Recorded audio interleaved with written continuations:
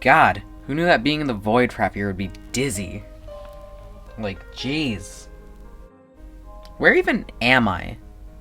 Well, I just said the void, so that's where I am. More importantly, how did I get here? I haven't uploaded a video in half a year. Yeah. Well, you know, the more I look around, it doesn't look like a void, it looks more like space. Am I in space? Well, this might be useful. I could use this to make a video to get me out of space? But what would I make a video about? What's in space? UFOs are in space. It was the year of 2006, and the month of November. And the company, known as Nintendo, was, cooking something up in the kitchen. Ham. On the 19th of the month, they released something called the Wii, a new home console for all the families of the world who had nothing but money to spend. It also came with some of these, I guess. I guess it came with some pretty good selling games, like Wii Sports, Mario Kart Wii, Wii Sports Resort, New Super Mario Bros. Wii Play, Wii Fit, Super Smash Bros. Brawl. Anyways, a year later, around the same time, give or take a couple days, another neat little game was released. It only sold like 12.80 mil copies. You might know it. It's a game called Wii Fit Plus. Super Mario Galaxy. The one and only game that for some reason people think is better than 2. I think this game really changed people's expectations of what people thought 3D Mario could be. You know, with its better graphics, its gravity mechanics, and its spin mechanic. Activated with the thing from earlier. Remember? But the thing that really got me and a lot of people, I think, was the fact that this game actually had a story. Like a fully fleshed out story. A good one! Which in Bowser steals Peach to make a new galaxy in the middle of a universe. Mario was like, oh heck nah, so he tries to stop him and his Peach's castle gets freaking airlifted in the sky. But Kamek's like, oh heck nah, and wrecks him. And he wakes up on a planet with some really weird bunnies, want to play tag, and you do your thing, and they introduce you to their mom, it was Rosalina, it was, you know, the protector of the heckin' universe, and they give me the Star Stone, go get your girl, so he does, and Bowser's like, oh heck nah, and they fight, and he loses, and he makes a black hole for him, and then Rosalina's like, oh heck nah, and then she makes the galaxy, the end. Anyways, on your first playthrough, it seems like a heartwarming story. Mario overcomes all of his challenges, gets his princess back. But a year ago, I saw something, because I looked even closer, and I saw a dark figure and or game design flaw that needed answering. And that was this thing.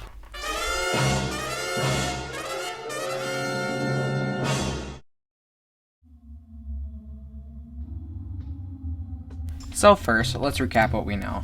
The UFO we're talking about is the one from the first cutscene from Super Mario Galaxy, in which the UFO uses 3 lasers to cut Peach's castle out of the ground to be airlifted into the middle of the universe.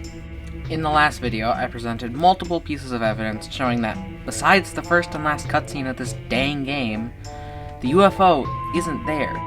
Now, you guys don't know this, but I actually got a call from Miyamoto himself. And he was all like, you think they'll believe you, you insolent fool, if you wish to show them the truth, train for another 1 million years. So I did. Between doing general life and school, I've been researching, and we're going to see that right now. Alright, with that, here's a nice segue. It's really nice. So, I began my research by scanning through every galaxy in Super Mario Galaxy 1. The way I did it was to do the last star in each galaxy and look around in first-person mode because most of the galaxy is revealed by that point. If there's a UFO-shaped object anywhere, I mark it down. I didn't have all the time in the world, so I could really only do that. In the future, I may go further in depth, but for now, this is all I got. Now, it would be really boring to hear all my findings, so I'm just going to put a graphic up as what I would say if I was boring. So, Good Egg Galaxy, yes. Honey Hive, no. Loopy Loop, no. Flip Switch, no. Robert Reactor, no. Sweet Sweet, no. Space Junk, yes. Scurry, no. Lone Green, no. Battle Rock, yes. Star Reactor, no. Slink Pod, no. Beach Bowl, no. Blue Base, no. Bubble Breeze, no. Ghostly Galaxy, no. Airship Armada, no. Drip Drop, no. Gusty, no. Freezy, no. Honey Climb, no. Dusty Dune, no. Dark Matter Plant, no. Big Mouth, no. Toy Time, no. Bonefin, no. Golden Leaf, no. Sea Slide, no. Lava Reactor, no. Sand Spiral, no. Deep Dark, no. Dreadnought, yes. Matter Splatter, no. Melty Molten, no. Snowcap, no. Bubbleless, no. Rolling Gizmo, no. Loopty Swoop, no. Galaxy Reactor, yes. Grand Finale, no. Oh my god, if this video doesn't kill me, I don't know what will.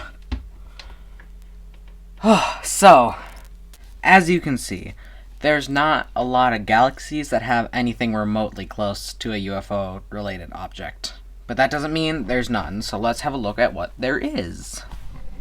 We start with Good Egg Galaxy, in which we have the arena of King Caliente, which very much might look like a UFO, but it isn't. And even if it was, it looks nothing like the UFO we're looking for, so we move on.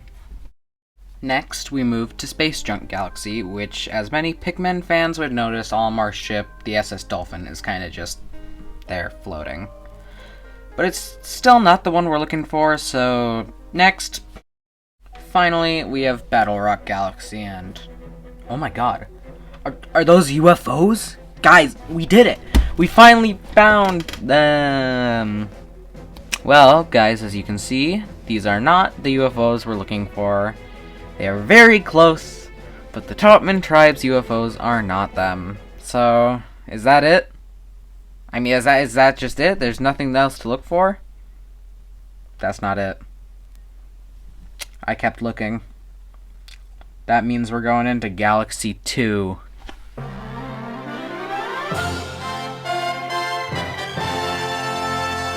But wait, don't click off. I'm not going to bore you with the whole history thing again. Just going to tell you my findings this time, even though I love it so much. So, they're all no's. Every single one. There's nothing. Yeah. And that was it. I had hit a dead end. There was no single piece of evidence in this game, either that could prove a greater existence for this UFO, or its existence at all. I had fallen into grief. I didn't know what to do. What could I do? There was no hint to this UFO meaning anything. Unless the UFO itself was a hint? But in that case, to what? If we take a look back at the evidence of the UFO-akin objects, really the only thing that could be hinting to is Olimar's ship, but why? Now, a weaker soul would think that this is a prophecy of the release of Pikmin 4, but only a fool would think that would happen. But there is another Pikmin 4, of Among Us fame. And even better yet, what is Among Us' most famous map?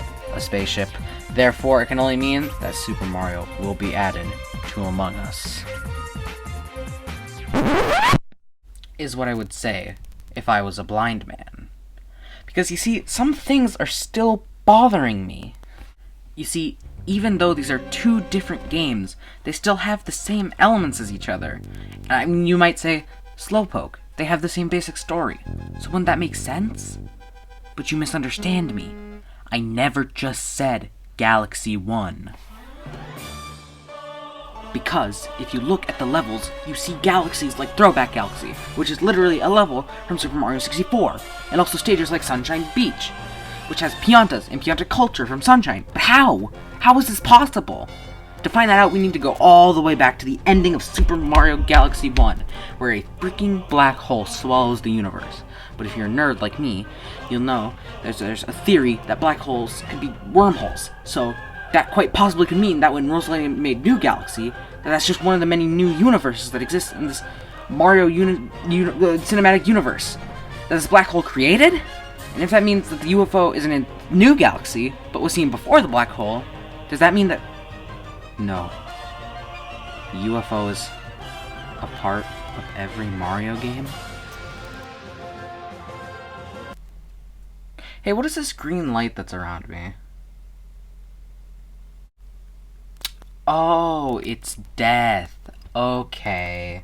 That makes sense.